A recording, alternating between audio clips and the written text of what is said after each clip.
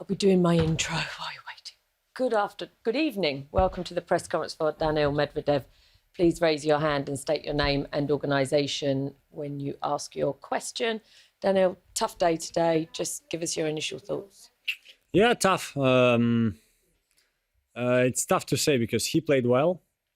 I feel like I didn't play too bad. Could have for sure played better, a little bit serving better, but it was, not a terrible match, but very tough because center for sure different to court one, and I knew it, and you have to adapt, and that's not, the first time in my career where I have to adapt to different courts, but not easy because I didn't hit on center before this morning, got 30 minutes, but it was a little bit more wet in a way, so the ball was sliding more through the grass, and I was missing a lot just because I was late a little bit on the ball, and I feel like on grass the rhythm, and that's what I always said is the most important, and that's a little bit what I was missing, especially on the return, I would say.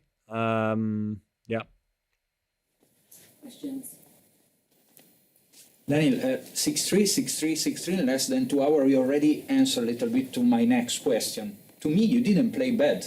It was just an impressive from him because he defend like unbelievable and he can hit like with dynamite in the arm. And what is the most difficult part to facing him? What is the challenge? Yeah, I mean, he's a very strong player. I would say in general, to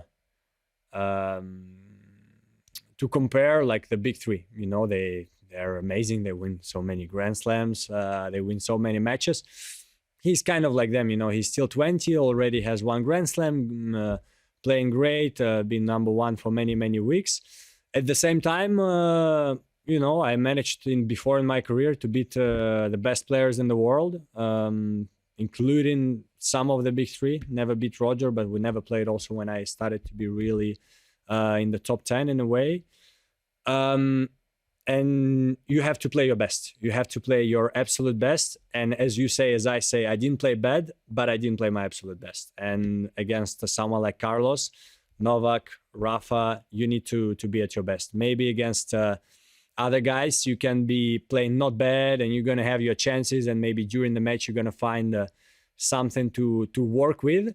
With Carlos, you need to be at your absolute best, and that's how you can win. And unfortunately, I was not.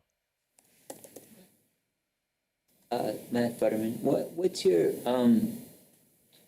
process for getting over a disappointment like this? I mean, do you have something you do, or you talked a couple of days ago about what happened after Paris, but that's a different situation, first round fluky thing. Now you get to a deep end. Yeah, it depends. I don't know yet how right now, because in a way, if before the tournament, I would say like this, how can we say it? If someone would ask me, are you happy with the semifinal? I'm like, yes and no. For sure, if I'm in the semifinal, I want to win it. I want to play against Novak on Sunday. I want to try to hold the trophy. But it's my best Wimbledon so far. Normally on grass, I didn't feel amazing. These 2 weeks, I felt great. So it's already...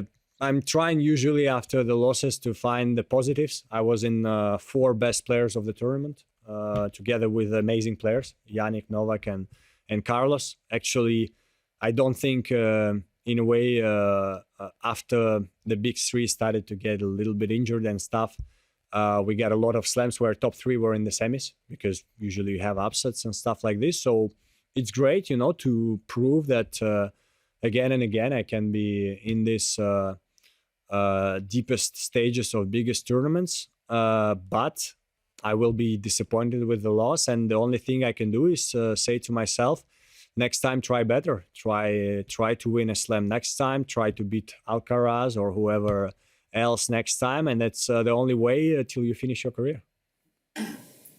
Hi, Daniil. Do you think Carlos has what it takes to beat Novak on Sunday? I think yes. They never played on grass, and Novak on grass, what he won, like, I don't know. I mean, I don't want to count, but 30-something matches in a row in Wimbledon.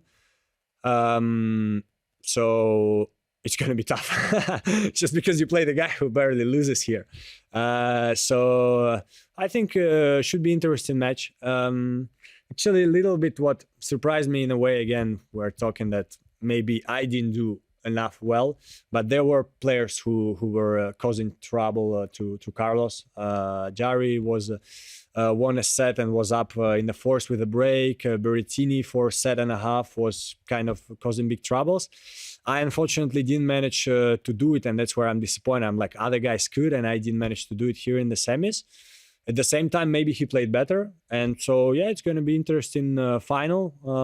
Number 1 and 2 in the world right now. Even if I have amazing season, I think they're even quite far ahead in the race in the points now, just because, yeah, every tournament they play, they go far. So I think we cannot, we cannot say who's going to win for sure. I think could be a tough match.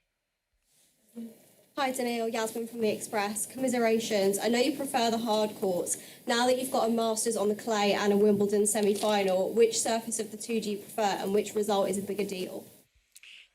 I don't know. I don't know. So tough to say because Masters is a big thing. We know that Grand Slam is bigger. It's out of 5 sets. It's the toughest there is, I think, in tennis. But Masters is also a big deal. And I would say it's equal for the moment. So let's see next year's, and let's see if throughout my career I'm going to be able to do better result in a slam than here on clay. Basically, except Roland Garros, I cannot do better because Masters is a second thing after Grand Slam. So let's see where I will be able to go even further, Roland Garros or here.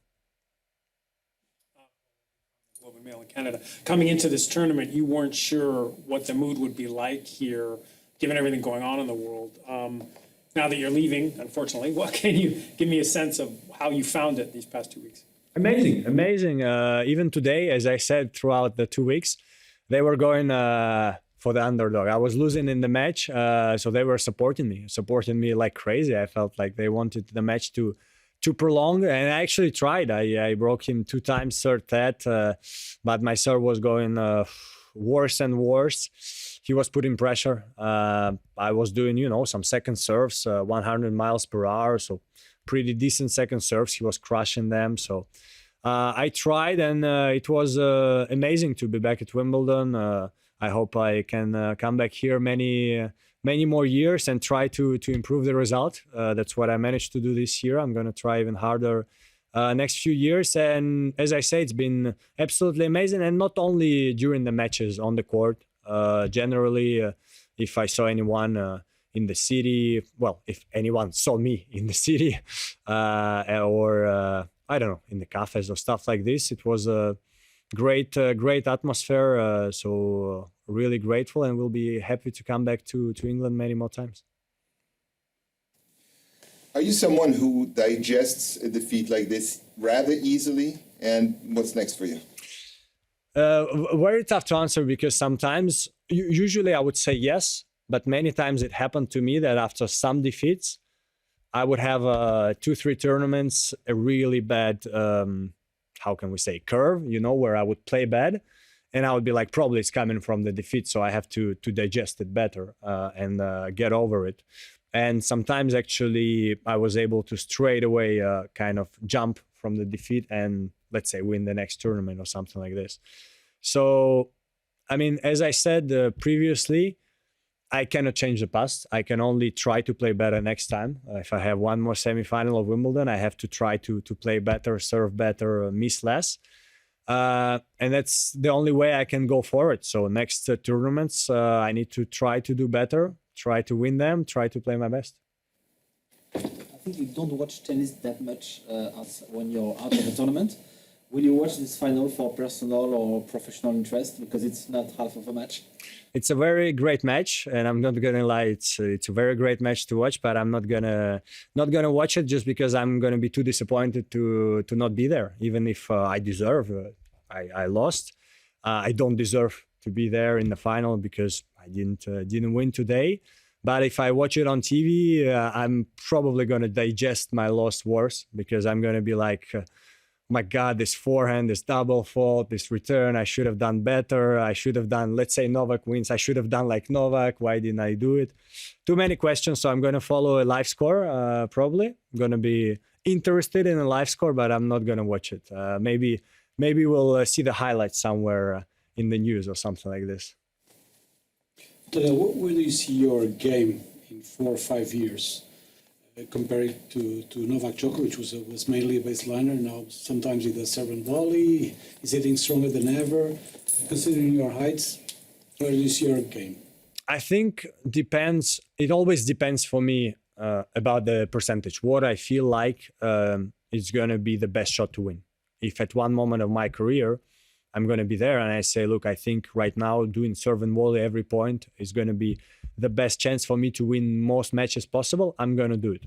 For the moment, I don't think so. Like today, I tried, against Eubanks to go a little bit closer on the return. At Carlos' serve was, with a little bit of kick, was not that easy on grass because it was giving me different bounces. And so from the close, I felt like it was not the good thing to return for close. So I went back and actually it was working not too bad. And so it's the same. It depends my body. I don't know how I'm going to be in 3-4 years, hopefully feeling great. And then I can run like I do right now. But in general, probably what we see from players, the older you get, the more you have to adapt. And I'm going to adapt if needed. I feel like I'm still a good tennis player, and I'm capable to adapt to different situations. Marcela W. Radio, do you see yourself playing tennis at 37 like Novak? I think it's possible, but it definitely depends my body. And depends my family. If at one moment, imagine my family tells me, look, we want you, my children or my wife, we want you to be more at home. Maybe I'm going to say, okay, I'm going to play just Grand Slams. And if it doesn't work out, you drop in the ranking and you finish your career. So it depends many things. You can get injured, get out of the top 100, not be able to come back. But in general, I would say I wanna be like this. I want at 37 years old to be playing at the best level of tennis possible. But it depends many different aspects. But I'm going to try my best to be able to do it. Thank you very much. Thank you. Thank you, everyone. See you somewhere around the world.